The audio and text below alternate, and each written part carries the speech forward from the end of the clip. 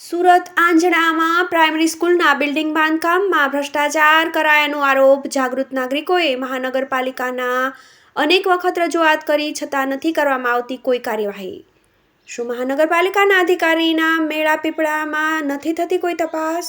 મળતી વિગતો મુજબ સુરતના આંજણા વિસ્તારમાં આવેલ FV number 45 building number 193-268 Limbayat ઝોનમાં નવનિર્મિત શાળાનું બાંધકામ ચાલુ છે અને તેમાં જાગૃત નાગરિકોના જણાવ્યા અનુસાર બાંધકામમાં લોટ પાણીને લાકડા જેવો ઘાટ જોવા મળી રહ્યો છે અને બાંધકામના પ્લાન મુજબ કોઈ કામ કરવામાં આવ્યું નથી અને લોખંડમાં ઓછી ગુણવત્તા અને ઓછા લોખંડ નાખી દીધું છે. ત્યારે સુરતના બંને જાગૃત નાગરિકોએ ઓનલાઈન અનેક ફરિયાદ કરી છે છતાં બિલ્ડર સામે કોઈ કાર્યવાહી કરવામાં નથી આવી. ત્યારે અનેક સવાલો ચોક્કસ ઊભા થાય છે કારણ કે આ વિસ્તારમાં સ્લમ અને ગરીબ મધ્યમ વર્ગના બાળકો અભ્યાસ કરવાના છે. ત્યારે આ શાળાના પાયામાં જ ભ્રષ્ટાચાર થયો હોય તેવું લાગી રહ્યું છે.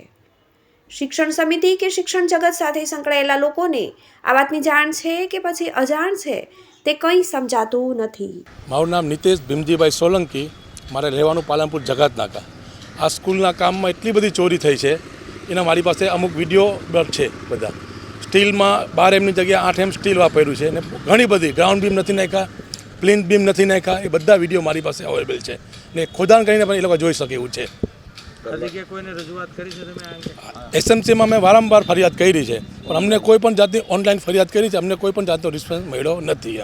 અમે ઘણી બધી બધા અમારી પાસે નંબર પણ છે, ફરિયાદ નંબર, બરાબર, ફરિયાદ નંબર ટોટલી છે. અમે લિંબાયત ઝોનમાં પણ 1-2 વાર જઈને આવ્યા પણ સાહેબ કોઈ મળવા રાજી નથી, મળતા જ નથી. શું માંગ છે?